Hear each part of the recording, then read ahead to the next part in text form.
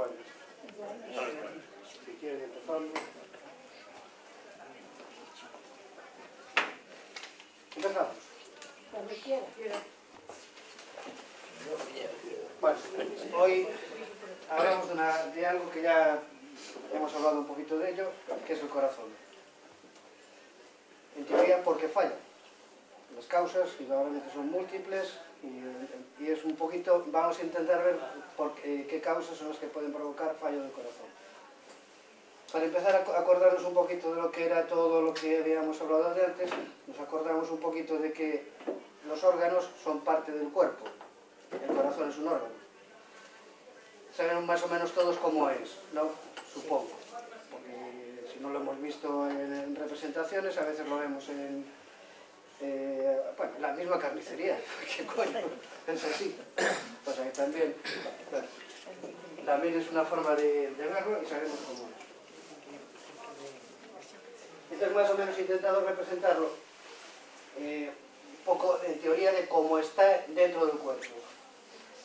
Aunque lo representamos normalmente como si estuviese muy bonito y muy bien hecho, o sea, normalmente así de pie, una cosa así,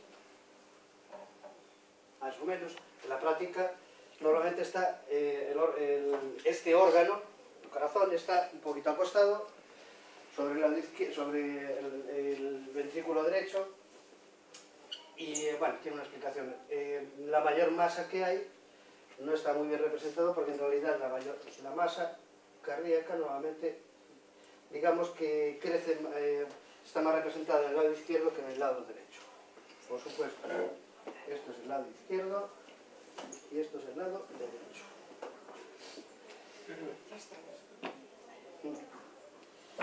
Bien. Entonces, esto forma parte también de otro sistema, en este caso el sistema circulatorio. Ya hemos hablado también del sistema circulatorio, si nos acordamos un poco de lo que eran las arterias, las venas y todo aquello. Bueno, pues esto es una parte de eso. Y por supuesto es una parte del cuerpo. Volvemos a lo que ya dije en el primer día.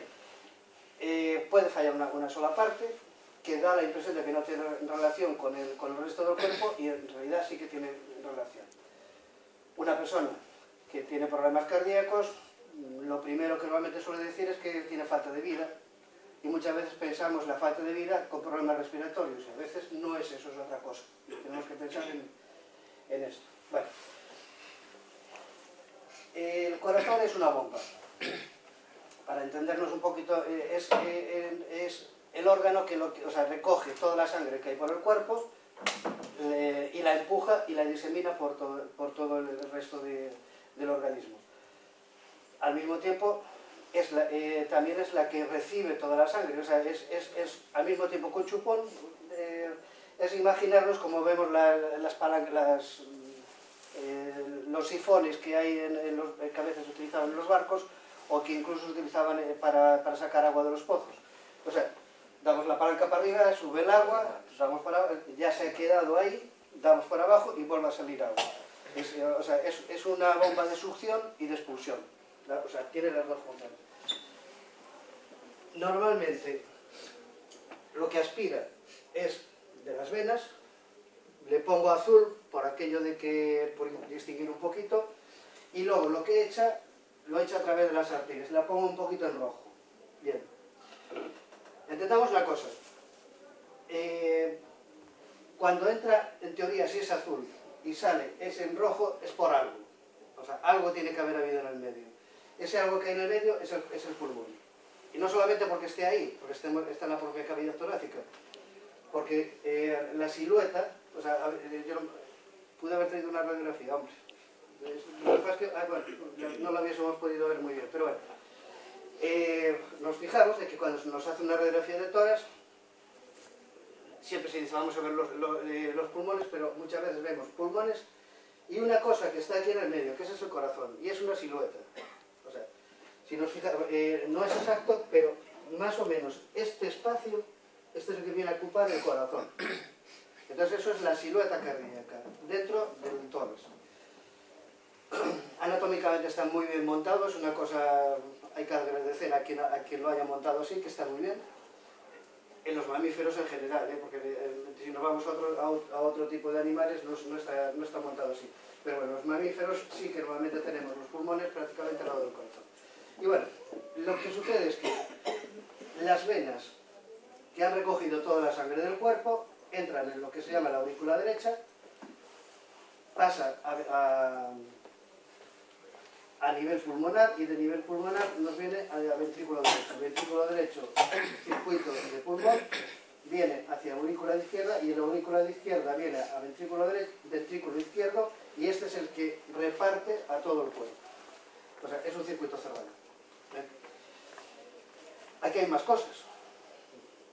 O sea, indudablemente están una de las cosas que ya hemos visto antes, que son todas las venas, todas las arterias,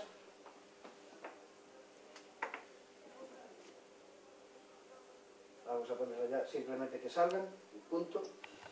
Entonces, cualquier cosa que afecte a esto, entrada, salida, el propio corazón, los propios pulmones, indudablemente va a afectar.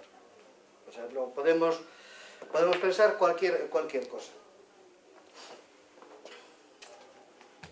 Bien.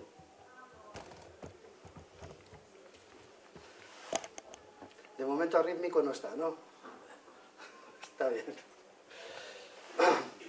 Bien, entonces, esta bomba, para que funcione de una forma correcta y con un tiempo acorde al funcionamiento y a lo que precisa el cuerpo, normalmente tiene un ritmo, el ritmo cardíaco. El ritmo cardíaco va en función de, o sea, bueno, el ritmo cardíaco es el latido, o sea, lo que notamos, sea en el pulso, sea, porque cuando estamos acostados nos da la impresión de que se está latiendo ahí, o sea, ese ritmo normalmente es un ritmo determinado, normalmente entre 60 y 90 por minuto, puede ser un poquito más, puede ser un poquito menos y ser normal, no tiene ningún problema.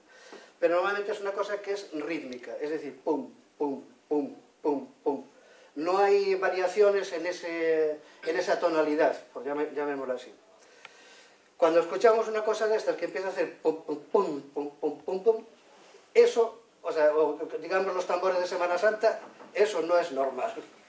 O sea, lo normal es ritmo continuado, pausado, bueno, pausado en ese ritmo. ¿Me voy a salir bien? Sí. Vale. Entonces, una cosa que o sea, si se mantiene el ritmo de una forma correcta, esto hace que en principio el corazón funcione correctamente. O sea, no va a haber problemas de mal funcionamiento. No estoy muy acostumbrado a estas cosas, ¿verdad? Venga, pues, Gracias. gracias. Hasta luego. Entonces, el ritmo normalmente es, o sea, pautado. Hay pum, pum, pum, pum, 60, 70, 80 por minuto. Y el ritmo normalmente va en función de una cosa que tenemos aquí en el medio, que se llama el nódulo de Higgs. Es un señor que descubrió eso hace ya 2 siglos. Sí, bueno, sobre 1870 o por ahí. Porque me parece que luego a continuación fue el señor, estas cosas que se hacen ahora que llamamos un holter, que es cuando van al cardiólogo, les ponen un aparatito para ver el ritmo cardíaco durante 24 horas. Eso también es del siglo XIX, sobre 1870, es un poquito posterior a la de Higgs. Bueno, no me lío. Entonces, el ritmo normalmente sale de aquí. O sea, este es, por decirlo así, el lugar donde normalmente se mantiene un ritmo. Si hay una alteración aquí, vamos a tener una alteración del ritmo cardíaco. Puede ser más cosas, o sea, puede haber otras alteraciones. Pero bueno, como esto es una bomba que tiene que llevar un ritmo, si hay una alteración aquí, se nos va a estropear. Y ese ritmo se nos va a ir por donde sea. La alteración del ritmo nos va a provocar problemas cardíacos. De forma muy frecuente, bueno, muy frecuente, cada vez más, porque tenemos que entender también una cosa, morbilidad en las personas. Es decir, cuanto más mayores somos, más capacidad tenemos de mantener a las personas con vida y demás, mayor facilidad tenemos de adquirir enfermedades. Y no solamente una, sino que a veces se nos van juntando varias. Es lógico. O sea, tenemos que pensar de que la morbilidad aumenta. O sea, cada vez tenemos más enfermos. Pero tenemos más enfermos porque la edad aumentó y normalmente las complicaciones de ciertas cosas nos provocan otras enfermedades. Bueno, entonces, atendiendo lo que es el ritmo, o sea, si esto se altera, se estropea el ritmo y esa persona no va bien. Es lo que normalmente solemos ver cuando les decimos que tienen una fibrilación auricular. Hay muchos de ustedes, y algunos están aquí presentes, que han ido al cardiólogo y les han dado el Sintrón. Que, por cierto, o sea, saliéndonos un poquito de esto, es un poco, como diría, contradictorio. El Sintrón, que cuesta que no voy a tirar piedras sobre el tejado de la medicina ni nada por el estilo, pero si nos fijamos un poquito, es un poquito contradictorio decir que a una persona que tenga alteración de ritmo le damos Sintrón, pero tiene una explicación. Cuando una persona tiene una alteración del ritmo aquí, el corazón, al latir de una forma descoordinada, provoca que dentro de lo que es la masa cardíaca se puedan formar como remolinos. Entonces, esa formación de remolinos puede producir pequeñas trombosis. Esas trombosis pueden provocar embolias. Entonces, para prevenir esa posible formación de embolias, o sea, la embolia es ese pequeño trombo, ese pequeño nódulo que lo suelta y va hacia el cerebro, hacia cualquier otro lugar. Normalmente los vemos más en cerebro. Entonces lo que se hace es prevenir con el Sintrón para que la sangre sea más fluida y no provoque problemas de coagulaciones, o sea, de esas embolias en los sitios donde esté por ahí de forma periférica. Entonces, tiene ese sentido. A veces se da lo que se llama un antiarrítmico. Trangorex, por ejemplo, es uno de los medicamentos que más se utilizan. Y el Trangorex hace que, en teoría, el ritmo que apareció aquí anormal, pues lo haga más lento, o por lo menos, digamos, que lo haga más coordinado. Seguirá teniendo descoordinación en ciertos momentos. O sea, digamos que tendremos pautas a lo mejor de 10 normales y 5 anormales, pero lo hace ya un poquito más pautado, o sea, y que sea más correcto. Bueno. Aparte del ritmo, también hay otra cosa que también influye en lo que es el corazón, la potencia del propio corazón. O sea, ¿qué es lo que entra ahí? Indudablemente es sangre, y esa sangre tiene que entrar en unas condiciones determinadas, que es una de las cosas que también veríamos. La sangre, azul, venas, esta sangre tiene una cosa que se llama viscosidad. Si esta viscosidad es grande, alta, ahora mismo no me acuerdo de cifras, pero si esa viscosidad, o sea, si es una sangre muy viscosa, es una sangre que tiene más problemas para desplazarla desde las venas hacia el corazón, y el propio corazón para desplazarla hacia el pulmón. Entonces la viscosidad es un factor. O sea, una persona que tenga un enlentecimiento de las venas, o que las venas estén muy colapsadas y y la sangre esté un poquito estancada, va a haber problemas para que pueda llegar hasta allí. El ejemplo, una persona con varices importantes. Varices tenemos todos, bueno, todos no, perdón, casi todos. Pero en ciertos momentos las varices es un depósito, sí, se deposita la sangre venosa sin que se mueva de una forma correcta hasta que llegue al corazón para que se distribuya bien por todos los sitios. Entonces la viscosidad, si es alta, influye como cualquier bomba de agua. Es muy distinto si a una bomba de agua la hacemos mover solamente agua o si la hacemos mover aceite. El aceite es más viscoso, tiene mayor problemas para poderlo desplazar esa misma masa o cantidad. O sea, 1 litro de agua lo moverá mejor que no 1 litro de aceite, simplemente por la viscosidad. Y si es aceite de motores ya no digamos, me imagino, no lo sé. Pero bueno, por ahí andará la historia. Entonces, influye eso, que es la sangre, y que tenga una viscosidad correcta y que vaya bien para que se pueda mover. A largo plazo, si vemos que esa viscosidad es muy alta, el corazón le cuesta más moverlo y el corazón tiene que hacer algo para poder seguir moviendo ese líquido. Bueno, aparte de la viscosidad es la cantidad también, o sea, indudablemente es lo mismo mover 1 litro que mover 2 litros, aunque solamente sea de agua. Si tenemos que mover 2 litros, porque bueno, por ejemplo, esa persona tiene las piernas muy hinchadas por edemas, o sea, hay acumulación de líquidos. Ese líquido que tiene que movilizar es mayor y le va a costar también, tiene que hacer más trabajo el corazón para que se pueda mover todo eso. Entonces, ese trabajo que tiene que hacer el corazón influye, o sea, va un poco en la capacidad que tenga la musculatura del propio corazón. Y vemos que a lo largo del tiempo, normalmente los corazones se hacen más grandes. Se llaman miocardiopatías dilatadas o hipertróficas. Algún caso hay por aquí también de esa situación, y es porque el corazón lo que hace es como si dijéramos que la propia bomba se hace más grande para poder movilizar esa cantidad de líquido que tiene a mayores. Bien, entonces vemos que hemos hablado del retorno, de la propia masa cardíaca, y luego hay otro factor más.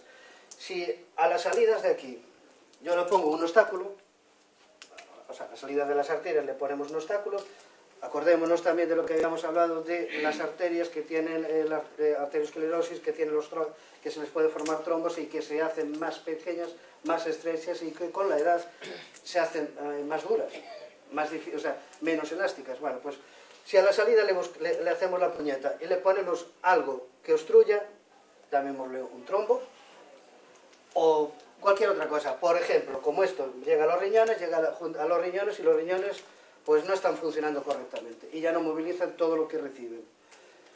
Es un obstáculo que hemos puesto fuera de todo el sistema. Si le ponemos un obstáculo aquí, eso va a repercutir también para acá, igual que a una presa. Una presa, un río, le ponemos una presa, lo que hacemos es corre todo para atrás. Si no tenemos algo que controle esa cantidad de agua que se está acumulando ahí, indudablemente en algún momento se va todo a hacer puñetas. Como pasó hace 50 años, ¿no? Me parece que hubiera una historia de una rotura de una presa en Zamora o por ahí, me parece que se cumplieron los 50 años hace unos días. Bueno, pues una cosita de esas. Por cierto, en época franquista, claro. Bueno.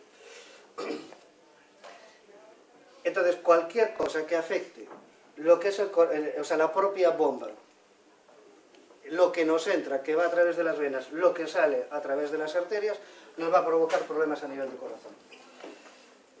¿Cómo se manifiesta eso? O sea, ¿cómo vemos una persona que tiene problemas de corazón? Si nos vamos acordando un poquito de lo que hemos hablado, una de las cosas que vemos, por ejemplo, la falta de vida. Es decir, falta de que no tienes aliento para caminar 100 metros, 200, lo que sea, o subir unas escaleras y se cansa una persona. Aparte de la falta de vida, puede haber dolor. Un dolor a veces muy difícil de determinar que sea a ese nivel, porque normalmente el dolor es torácico y es muy difícil a veces determinar si estamos hablando de corazón, si estamos hablando de pulmón o si estamos hablando de un dolor que sea simplemente pues, muscular, por ejemplo. O sea, también tener pequeños golpes, toser mucho, puede provocar también tener mariotas, agujetas, al fin y al cabo los músculos intercostales son músculos, entonces puede provocar esa sensación de dolor y que puede dar la impresión de que es de alguien. Y en general normalmente es con lo que nos manejamos, o sea, el dolor torácico y la falta de vida.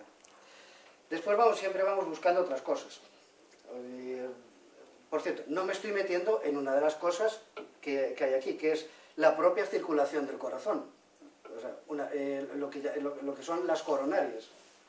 Pero eso sí que en algún momento son consecuencias de otras cosas que han venido previamente, porque el problema de la placa de ateroma indudablemente también puede estar en las arterias del corazón, de las coronarias. La misma arritmia puede provocar también pequeñas embolias en las mismas coronarias. O sea, digamos, situaciones muy similares a nivel general, pero que también se pueden plasmar directamente ahí. Entonces, cuando vemos una persona que normalmente le falla el corazón, vemos una persona que tiene arritmias, una persona que tenga las piernas hinchadas, una persona que se nos queja de falta de vida, o sea, tiene problemas para caminar, a veces tienen dolor, a veces, o sea, es un poco relativo lo del dolor, aparte, ya hemos hablado también del dolor, que es un poquito subjetivo, para unos es un dolor relativamente enorme, para otros puede ser un poquito más pequeño, la calidad del dolor difiere también de la persona. Yo he tenido un amigo que ha tenido un infarto, estaba 2 días, o bueno, que le molestaba, pero hasta que le haces un electro, ves el infarto y dices hay que ser urgente al hospital. Y hay personas que simplemente con un dolor que puede parecer anginoso ya se encuentran muy mal y hay que, bueno, eso luego siempre se activa el protocolo y normalmente se soluciona últimamente relativamente bien, cada vez mejor, pero bueno, todas esas cosas son siempre mejorables, se pueden mejorar. Bien, yo no me querría meter mucho más en esto, yo casi preferiría que me preguntaran, lo digo por una razón. Aquí hay muchísimas cosas, o sea, de ir puntualizando lo que es la arritmia, lo que es una enfermedad coronaria, lo que es la insuficiencia cardíaca. Yo preferiría que me preguntaran, lo digo por una cosa, porque hablar de insuficiencia cardíaca yo creo que es más de tipo hospitalario, hablemos, o si quieren más entre reuniones de médicos. Y yo creo que es preferible que me pregunten qué es lo que puede, por qué me duele una cosa, por qué pasa una situación determinada, y yo les voy intentando contestar. Cuando quieran. Hoy he sido más rápido, venga. En que pode cambiar, levar unha vida normal, aunque non sea estrés, que sufrimentos pode ter o corazón? Que impacto pode dar máis? É dicir, que seres máis nervioso, que máis objetivo, que vayas un pouco máis lanzado na vida. No traballo, en todo máis... Todo lo que hemos estado, o sea, el ritmo cardíaco, por ejemplo. El ritmo cardíaco y lo que no hemos puesto ahí alrededor, que son muchísimas más cosas, o sea, sistema hormonal, regulación cerebral, o sea, todas las cosas, digamos, lo hemos ido dejando aparte. Es que, en realidad, vuelvo a lo que ya os dije el primer día, el cuerpo es todo uno. Y el cuerpo va en función, o sea, todos tienen interacciones entre unas cosas y otras. Entonces, por ejemplo, una persona que tenga insuficiencia, o sea, que se encuentre peor y que sea simplemente porque se encuentra más nervioso, puede ser. Y puede provocar un problema esto. Pongamos, por ejemplo, una persona que tenga un hipertiroidismo, una persona que tenga un problema de bocio, el bocio es un aumento de la hormona tiroidea a este nivel, no aquí, y eso provoca un mayor... la tiroxina lo que hace es que acelera el corazón, o sea, lo hace trabajar más. Si lo hace trabajar de más, igual que cualquier bomba, o sea, bomba me refiero de agua, lo que sea, puede llegar un momento en que provoque problemas de sobrecarga de trabajo, al coche o cualquier cosa. Bien, esto es lo mismo. Con la salvedad de cada... O sea, de que estamos hablando de un órgano muscular. Entonces, o sea, pero podemos decir que más o menos es una situación muy similar. Hacemos trabajar por la sustancia esta, por el caso del hipertiroidismo, hacemos trabajar más esto y hacemos que este esté trabajando sin necesidad, además. Porque le estamos haciendo que vaya a un ritmo más rápido y no tiene sentido. A diferencia de, por ejemplo, cuando vamos a correr o echamos un partido o lo que sea, ahí sí que tiene que trabajar un poco más, pero es por una situación fisiológica, que es llevar más sangre al resto del cuerpo, a las extremidades, a la cabeza y demás, porque se está trabajando más y se está consumiendo más. Se consume azúcar, glucógeno en general, entonces tienes que hacerle trabajar. Pero si lo haces trabajar sin necesidad, lo estás sobrecargando. Que luego siempre hay un periodo de reposo, o sea, como todo el mundo. Te cansas, acogas y después vuelves. Esto es un poquito así. como influye o peso? Eu tiña 50 ou 60 cando era deportista tal, eu tengo 90 e ainda que esté así sentado, teño 90. Acuérdate de lo que dije antes. Si tenemos una, o sea, el corazón recibe una cantidad, un volumen, por ejemplo 6 litros de sangre al minuto. Si tú lo aumentas, tú tienes un mayor peso, tienes que aumentarle mayor cantidad de sangre, en teoría, para poder llegar a toda esa masa muscular y grasa que has metido. Entonces, eso provoca que haya una sobrecarga, sobrecarga, la sobrecarga más bien aquí, pero que sí que se va a provocar mayor cantidad de líquido que tiene que movilizarse para que llegue aquí. El sistema de succión, chupón y expulsión, tiene que aumentarse para que se pueda movilizar toda esa sangre y que llegue al resto del cuerpo. Eso es un trabajo que va a cargo de esto. Mientras va aguantando y va bien, tira para adelante. Pero puede que en un momento determinado, nunca lo sabremos hasta que sucede. Porque además hay una cosa, hay veces que los médicos metemos la pata, decimos a un diabético, si usted tiene tal problema, hay que obligarle a que lleve una serie de medidas de protección, medidas de prevención, porque si no puede pasar esto. A veces no lo hacemos y no pasa eso. Volviendo un poquito a ciertas cosas que también está comentado. Una persona que fuma tiene mayores probabilidades de tener problemas, tanto circulatorios como de cáncer y demás. Pero no todo el mundo que fuma los va a tener. Entonces, sepamos de que si provocamos sobrecargas, problemas, ya no digamos arritmias, indudablemente vamos a tener más problemas para poder movilizar todo esto. Y a largo plazo podemos acabar teniendo insuficiencia cardíaca, llamémoslo así de forma global. Marcapasos, tío. El marcapaso, por ejemplo, que te ponen un marcapaso, ¿a qué viene eso? ¿Cómo es eso? El cacharrillo ese. Eso de ahí del medio. Eso que se llama, es el nódulo de His. Bueno, dentro del corazón, yo he puesto el nódulo de His porque es el principal, por decirlo así.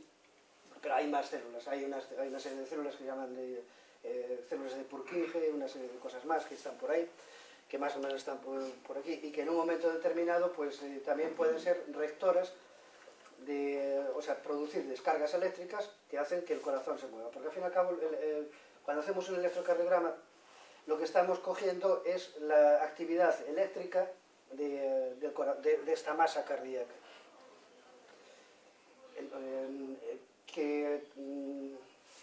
También, así un poco en general, si nos acordamos, esto está envuelto en una envoltura, que es el pericardio, que también detecta un poco es de forma indirecta, no de forma indirecta, pero sí que detecta problemas que puede haber a nivel de pericardio, que también puede producir problemas cardíacos, lo que se llama un taponamiento cardíaco. No es muy frecuente, afortunadamente, pero puede producir. Taponamiento cardíaco es si la envoltura que está aquí se llena de líquido, aprieta el corazón, entonces el corazón, por mucho que quiera expandirse, no tiene sitio para expandir. Entonces es también un fallo de la bomba cardíaca. Porque siempre vamos un poquito a lo mismo, es la hipertrofia, la miocardiopatía dilatada, las arritmias, lo que le pasa es que la bomba no va. Por eso muchas veces, últimamente cada vez se hace mejor, se cambia la bomba. Trasplantes cardíacos o de partes de esa zona. Bueno, volvemos a lo del marcapasos. Este es, por decirlo así, el punto director de donde salen todas las órdenes eléctricas para que se mueva el corazón. Está influido por muchas cosas. Ya dije antes que, por ejemplo, en el caso de un hipertiroidismo, por la hormona tiroidea, que si está demasiado, puede hacer que el ritmo sea mucho más rápido de lo que debería ser. Entonces, este tiene un sistema que es más o menos automático. Está entre 60 y 90 por minuto, con un regulado, es decir, pum, pum, pum, pum, pum, y si no, lo que tenemos que hacer es nos ponemos los fonemes y nos ocultamos, es una cosa bonita. Bueno, es bonita para mí, ¿eh? Yo, después cada uno... Entonces, o sea, vemos o sea, lleva ese ritmo cardíaco de una forma correcta y que en situaciones pues, que se puede alterar, sea ya digo, por las hormonas o cualquier otra cosa que, bueno, que por ejemplo corte la comunicación entre esto de aquí y el cable que tiene que ir al resto de la masa muscular. Cuando sucede eso, hay enfermedades de ese tipo, sea por problemas de las coronarias, que a veces o sea, no deja llegar bien el impulso cardíaco a la musculatura. Entonces, cuando sucede eso, se nos provoca una arritmia. O sea, bueno, una arritmia que puede ser una arritmia de mucha velocidad o de poca velocidad. O sea, los bloqueos es que o sea, lo que sale de aquí no llega al resto y porque está parado. O sea, pudo haber sido a lo mejor un infarto previo, pudo haber sido pues una enfermedad, una fibrosis que provoque fibrosis a nivel de los nervios que comunican una zona con la otra, por lo que sea. No se comunica, o sea, la orden de aquí no va al resto de la masa muscular de una forma correcta y tenemos a lo mejor frecuencias cardíacas de 30, 40 y se producen problemas graves o arritmias, o sea, arritmias donde por ejemplo aparte de este grupo celular pues empieza otra aquí, otra allí y otra aquí, o sea, lo que se llama las células de Purkinje y cada una de ellas empieza a emitir una orden y si de repente el corazón recibe 5 órdenes o sea, en un segundo a lo mejor ha recibido 5 órdenes. Eso es una locura, es un pum, pum, pum, pum, pum, pum. O sea, y se vuelve loco, por decirlo así. O sea, en esas situaciones son las que hay que poner lo que haces es poner externamente, o sea, pones el marcapasos, que lo que hace es que o sea, el marcapasos es el que va a dirigir a todo esto. Normalmente se anula esto, o sea, porque la orden que sale del marcapasos ya anula directamente esta, y ya es el que hace de director de esa situación. Son descargas eléctricas. Sí, lo que te he comentado.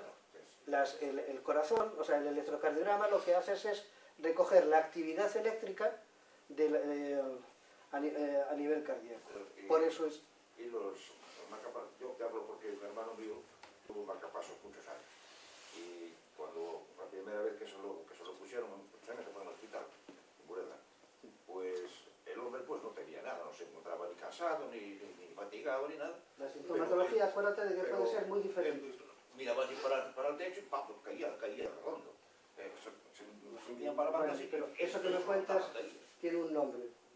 Eso es un cuadro sincopal, probablemente porque cuando haces esto puedes producir un problema a nivel del seno carotídeo, que produce una bradicardia extrema, entonces hay que tener un marcapasos, por si acaso, porque como se quede sin nada...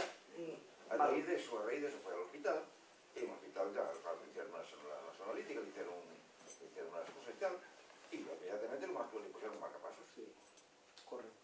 No, además que no tiene otra. Porque en el momento que falla, por lo que sea, falla bueno, ahora hay varios tipos de marcapasos. Hay marcapasos que se llaman de tipo continuo y los hay que son a demanda, por decirlo así. O sea, digamos que mientras el corazón tiene actividad eléctrica normalita, pum, pum, pum, pum, pum, él no se mete. Se queda ahí aparte. Ahora, en el momento de que hay dos fallos, por ejemplo, o hay una salva de 5, ya hay marcapasos que automáticamente entran en función. Cada vez lo vemos con los chismes, con lo que tenemos, ¿no? O sea, todas estas cosas cada vez son más microprocesadores, más pequeños, que detectan en un momento determinado cualquier cosilla y ya saltan. Y bueno, un marcapasos ahora mismo la tercera parte de esto. O los hay incluso, me parece, más pequeños. No, los hay también lo que se llaman endocavitarios, que son o sea, hay unos marcapasos, es el cacharrillo, vamos, el cacharrillo, el aparatito que ves externamente, que normalmente se te pone debajo de la piel, Y después, o sea, y normalmente meten un electrodo, que lo suelen meter por la arteria, bueno, y suele llegar normalmente aquí, a este punto. Ahora los hay que se llaman endocavitarios, que van incluso hasta aquí, y alguno incluso hasta aquí. O sea, depende también eso en realidad lo determinan los cardiólogos, si hace falta que sea de una forma, del otro, y los hay que normalmente, o sea, los hay que son digamos, de función continua, o de función, o que funcionan si hace falta porque en ese momento determinado ha fallado, sea por sobrecarga de arritmia muy rápida, o sea por bloqueo, o sea, cuando no pasa ahí la circulación, por decirlo así. Se queda sin actividad eléctrica.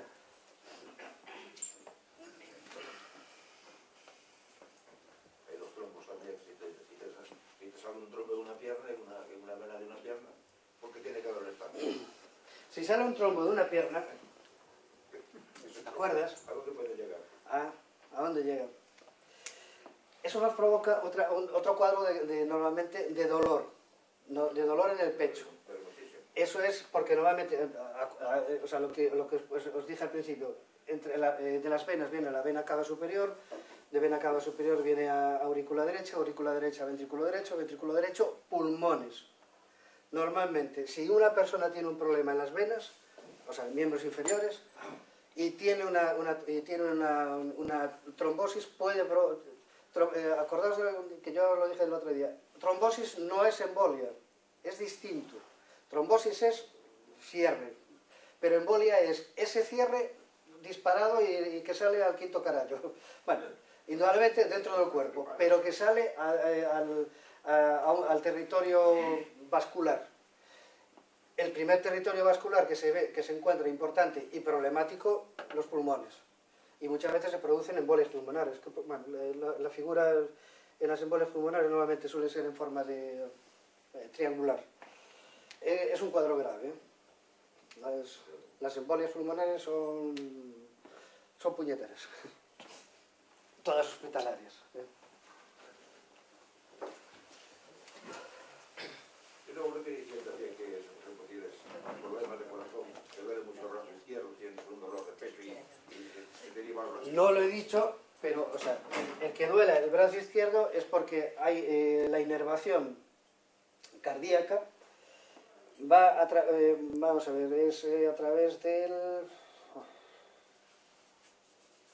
a nivel dorsal, es una metámera dorsal, o sea, digamos a la altura de unas vértebras. Y si mal no recuerdo, me parece que es la D4, ahora mismo no estoy muy seguro, pero es cuando duele el corazón, la inervación, estamos en el lado izquierdo, la inervación que tenemos nerviosa afecta normalmente además es la zona cubital, o sea, normalmente es esta zona. La del mediano no suele ser. Bueno, el mediano es un nervio, más o menos nos pasa por aquí y nos inerva toda esta zona. La del cubital es, todos hemos tenido alguna vez un golpeteo que nos hemos quedado con el brazo medio dormido, ¿no? Pues el cubital normalmente es esto. Esa es un poco la misma zona de inervación a través del plexo axilar y subclavio, me parece, si mal lo recuerdo. Ahí me podéis a lo mejor suspender, no me acuerdo muy bien. Pero bueno, es a través de los plexos nerviosos que están ahí y que llegan, por eso se nota hacia el lado izquierdo. Si es muy masivo, puede llegar a afectar nuca, mandíbula, toda la espalda. O sea, cuando es un infarto masivo. El infarto, vamos a trasladar un poquito. O sea, si tenemos una arteria coronaria, normalmente los infartos suelen ser embolias o trombosis muy, muy pequeñas y que van a un territorio. Y normalmente, si esta es la masa cardíaca y se nos viene aquí, o sea, vamos a tener esta zona afectada, pequeña. lo de pequeño y grande en el corazón a veces es muy relativo, porque tú puedes tener una zona muy pequeña, pero imagínate que esta zona pequeña ha sido aquí y te armó un Cristo o sea, porque esta persona probablemente no se nos va a morir, procuraremos que no se nos muera, pero no se nos va a morir de insuficiencia cardíaca, es decir, no se nos va a morir de fallo de toda la bomba cardíaca, pero se nos puede morir, como sea aquí, de una arritmia, que es a veces el mayor problema que tenemos en los infartos, que a veces como lo descubrimos, la verdad, o sea, hay veces que no tienen una sintomatología clara y están infartando. Bueno, para eso ya cada vez hay más medios y más formas de saber lo que está pasando. Pero entonces, o sea, es esto. Si tenemos un infarto solamente en un trayecto, es relativamente pequeño y va a depender de la zona inervada que tenga ahí para saber si duele aquí. Puede doler debajo, o sea, lo que daría una impresión de como si fuera un dolor de estómago, que también puede parecerlo. A veces debutan como si fuera un dolor a nivel de la barriga. Entonces, el dolor es un poco... no es muy claro. Estoy hablando de un 10-20%. El 80% normalmente es más claro. Suele ser retroesternal y torácico. Pero hay infartos que no son de un territorio muy definido y bueno, te hacen pensar en otras cosas. Y, bueno, como médicos que somos humanos y nos podemos equivocar. Pero bueno, dependiendo del lugar y dependiendo de la zona donde se ha producido la obstrucción, porque imagínate que sea aquí. Si es aquí, prácticamente tenemos todo este territorio sin sangre. Este sí que acabará con insuficiencia cardíaca, acabará probablemente con problemas de disfunción de la propia musculatura. Yo me acuerdo de tener una persona con una función ventricular menor del 20% y aún así duró bastantes años. Estas personas son candidatas a trasplante cardíaco, indudablemente. Pero aún así esta persona no se le hizo trasplante cardíaco y estuvo, ya no me acuerdo, 10, 12 años, bastante. Pero bueno. Candidatos de esos a trasplantar a muchos. Lo que no hay es candidatos para donantes. Bueno, hablamos un poquito del trasplante. El trasplante está bien poner porque tenemos que poner a la gente lo que sea. Bien. Problema.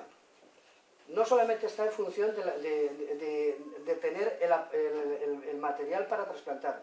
Tienes que tener el lugar donde trasplantar, el equipo que esté perfectamente preparado para trasplantar y que el paciente sea también suficientemente valorado y que valga para trasplantar. Y aún así, después hay muchos problemas. Hay que darles medicamentos para que no haya rechazos, hay que estarles controlando cada 2 por 3. O sea, el trasplante no solamente es el hecho de cogemos un cacho de carne, se lo ponemos al paciente. No, o sea, toda la preparación previa y todo lo que viene después. No es... daría para hablar, lo hablamos otro día. Pues para los síntomas, por ejemplo, una persona joven como yo, ¿entiendes? Que voy caminando por la calle y oye, voy a mucha velocidad y me empieza a doler un poco por aquí, por el esternón y tal y cual, y claro, y tengo que pararme a respirar un poco que alivie esa cosa. ¿Eso puede ser un síntoma? Sí. ¿O será un síntoma de juventud? Es que también hay una cosa que tenemos que pensar. La capacidad o sea, la propia capacidad del cuerpo que se tiene a los 20 años es distinta a que se tiene a los 80 o a los 60. Yo ahora mismo me gustaría volver otra vez a jugar a fútbol sala, pero ya llevo 3 años sin jugar y... En mi juventud ya me dirás, ¿no? Tenemos que pensar una cosa, cuando o sea, nos movemos más o trabajamos más, o sea, sobrecargamos a esto, tiene una capacidad limitada hasta donde sea, y más aún si le ponemos todo lo que hemos hablado de otras veces, o sea, le ponemos problemas de arteriosclerosis, endurecimiento de arterias y demás, la capacidad de recuperación es mucho menor. Lo normal, voy caminando, me pego un palizón de 5 kilómetros, andando en el monte para arriba. Cuando llego arriba, leches. Me tiro del aliento y ¿qué debo hacer? Esperar, o sea, por lo menos parar. Porque tienes que recuperar. No significa que si sigas te va a dar un infarto o algo, pero no, a lo mejor simplemente lo que te hace falta es recuperación. Pudiera suceder de que a pesar de la recuperación no haya sido suficiente y siga teniendo falta de oxigenación al resto del cuerpo, pudiera ser. Entonces podrías tener lo que se llama un angor de esfuerzo. El angor de esfuerzo es, si quieres, indicativo de que puede haber problemas, pero también es simplemente de que decirte, oye tú, para, que te estás pasando. Indudablemente un angor de esfuerzo a los 100 metros no es lo mismo que un angor de esfuerzo a un partidillo o meterte un palizón de 10 kilómetros, es diferente.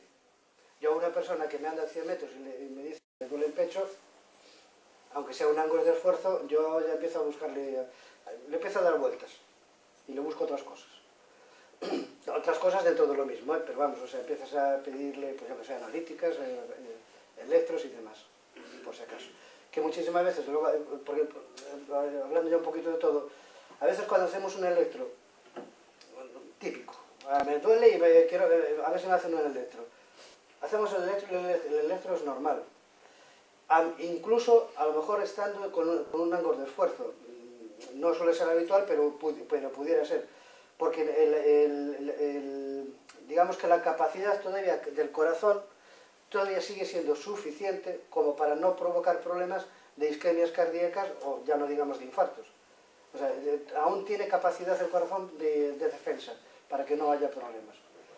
Pero claro, lo que no debemos hacer es jugar con eso. Yo creo, es evidente. Yo a un chaval de 20 años le diría, vuelve a jugar otro partidillo. A mí mismo, ni de coña. Y si quiero ir, me la juego yo.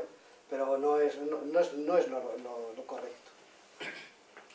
¿Y el colesterol qué relación tiene con las cardiopatías? El otro día os hablé de lo que era la obstrucción de las arterias, las trombosis, la arteriosclerosis. Bien. Entonces, el colesterol se ha demostrado de que tiene relación en hacer que esas arterias digamos que se endurezcan por el depósito del colesterol LDL, que es el malo. Es bueno, hay varias fracciones, ahora hay unas fracciones, es una apolipoproteína, que es el LDL5, LDL4, no me acuerdo. Sé que hay unas cosas nuevas ahora por ahí, te digo la verdad, lo leí, pero no me quedé con ello.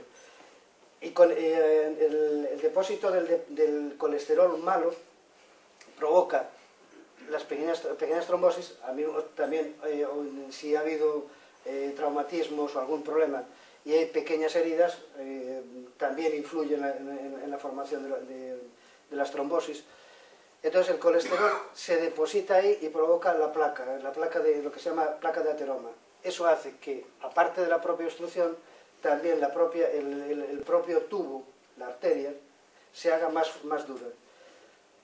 Una de las cosas que os dije antes, ya hablaremos en otro momento de la tensión arterial, aunque yo creo que ya hablamos otro día algo.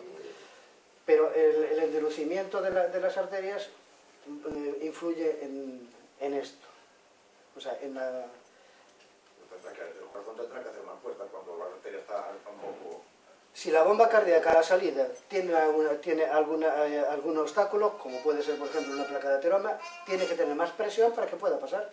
Para que la sangre salga, bueno, hablando de todo, de aquí en teoría va a salir al cerebro, a la cabeza. Entonces si de aquí sale hacia la cabeza, si no tiene presión, la cabeza se nos cae, entre comillas.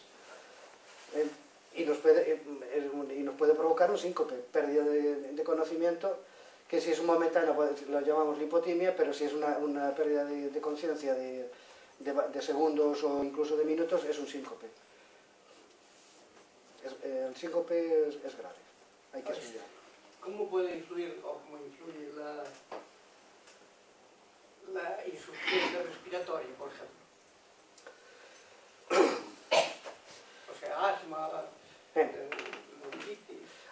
puede influir el pulmón en problemas cardíacos, por ejemplo, Muy bien. o al revés, o la falta de vida.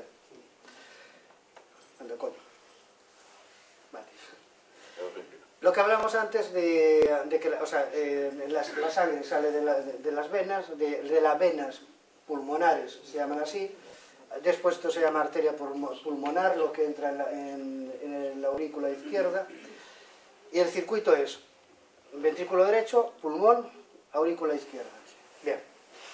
Entonces, aquí es como si hubiéramos puesto pues una red, o si queréis, un tamiz, o sea, estamos tamizando la sangre.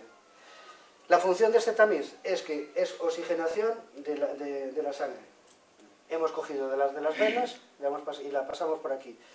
Los pulmones tienen por dentro, por decirlo así, unas ampollas que son los alveolos, donde se hace la función. Los alveolos son capilares, o sea, se van formando como capilares y un poquito como esto, o sea, cada vez se van haciendo más pequeños, más pequeños, más pequeños, y ahí es donde se produce el intercambio del CO2 por el oxígeno. Se oxigena la sangre y nos vuelve hacia el ventrículo, hacia la aurícula izquierda, que después viene al ventrículo izquierdo. Por cierto, ¿os dais cuenta? No hemos hablado nada de las válvulas del corazón. Otro de los factores que hay de que pueda producirse problemas para que salga la sangre mejor, peor, y demás. Bueno, para que haya un sistema de circulación de fluido normal. Mi garganta está hecha una mierda, lo siento. Bueno, el pulmón. El pulmón tiene esa función, que es la función de oxigenar la sangre.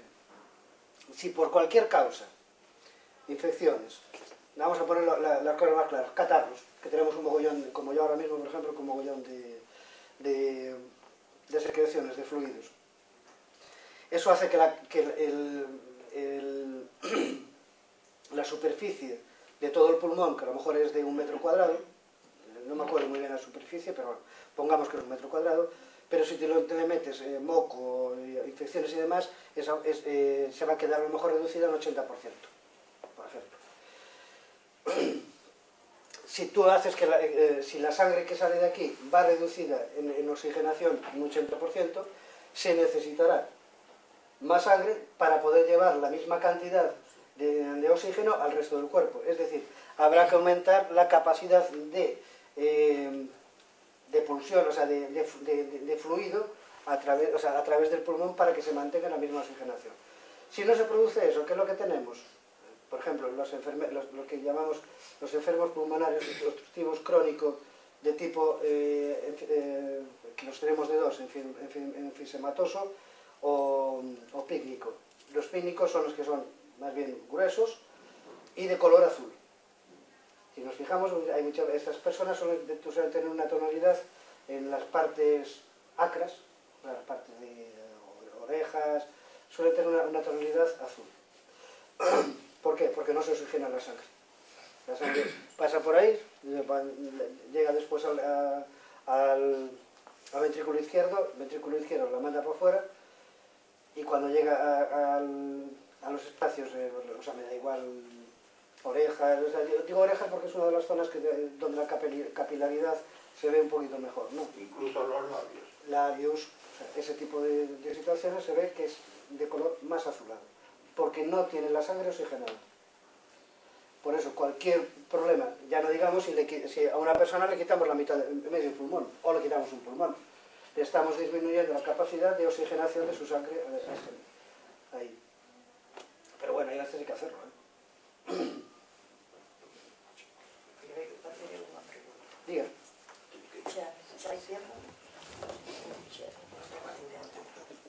Hoy, como todo humano, con una presión. No me atreví, pero confié en una persona. Bueno, salí bien, pero no volví a pasar. Pues fui unha cousa como, en relación coas partidas, máis capaces. Eu non sei explicar, ni me recordo o nombre que lle deran. Eu sei que me levaron para un sitio, moi frío, moi frío, moi frío. Estuveron ali bastante tempo. Despois viñeron dos médicos e deu para alimentaron. Despois deronme e como unha descarga eléctrica. Xa me dixeron como me pasar. Saliu unha piel toda, dio unha foto que había arriba, Está hablando de un tirón. pero fíxome moi ben. Claro, porque lo mismo le pusieron un marcapasos de forma temporal, también puede ser. Los marcapasos no siempre son continuos. Eu volví a revisión cando me mandaba. Depois encontro moi ben. E non volví a facer. Claro, eu estuve que dice, bueno, da curar destes días, non sabes que pero o estudio ainda non estaba aquí. Isto xa que foi. Fui, non. Y fuera con Lombard. Pues Lombard lleva moitos menos, anos. pero Sí. lleva menos que yo. Sí. Sí. Pois foi o que fixo, o que Está diciendo que no estabas aquí. Ah, bueno, aquí. Bueno. Eu digo, Aquí aquí estamos estaría hablando- no Vicero. Pero no, Lombard, ¿cuándo se Lombard- salió el Hospital de la Costa? ¿El 80 y...? Foi dos primeiros que viñeron. 86, 87. Dos primeiros que viñeron Sí, para sí, Más Burana. o menos, Sí, yo vine aquí en 86, 88. 87. Dixeron que foi dos primeiros que viñeron para Burana. Sí, O hospital, Sí, vale, sí, cando... sí.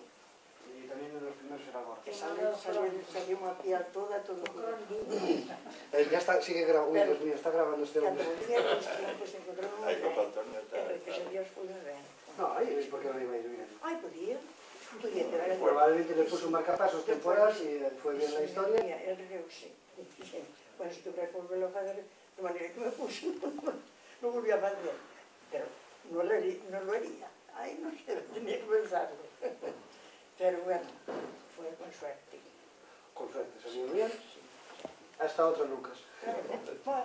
Pero miro los años que hay. Ya, No recuerdo. pues No me sí. recuerdo qué nombre le dan a eso.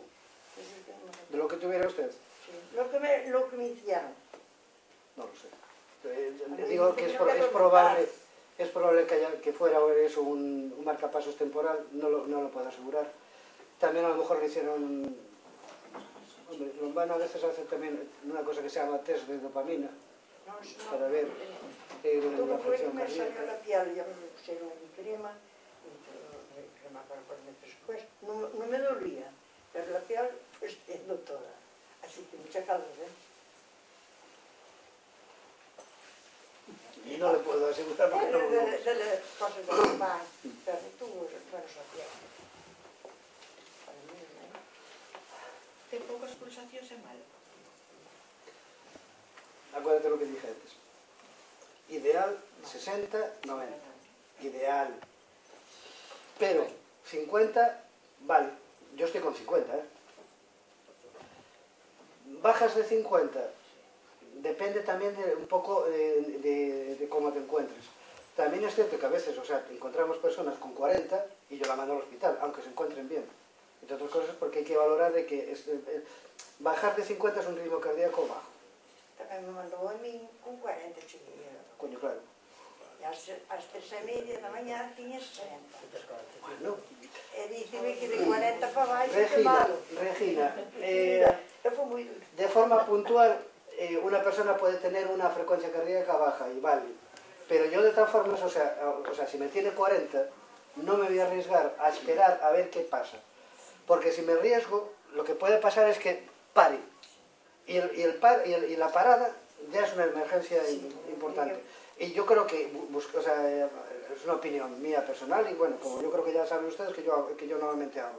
No me arriesgo a tener un problema gordo si en teoría con un viaje de 20 minutos lo puedo solucionar. Estaba na consulta na casa onde vive. E por ali xa me avisou moito que non volveré a miña casa. Inmediatamente para Burela. Vamos, yo eso para mí de momento es así. Con 40, me dijeron que tenía 40.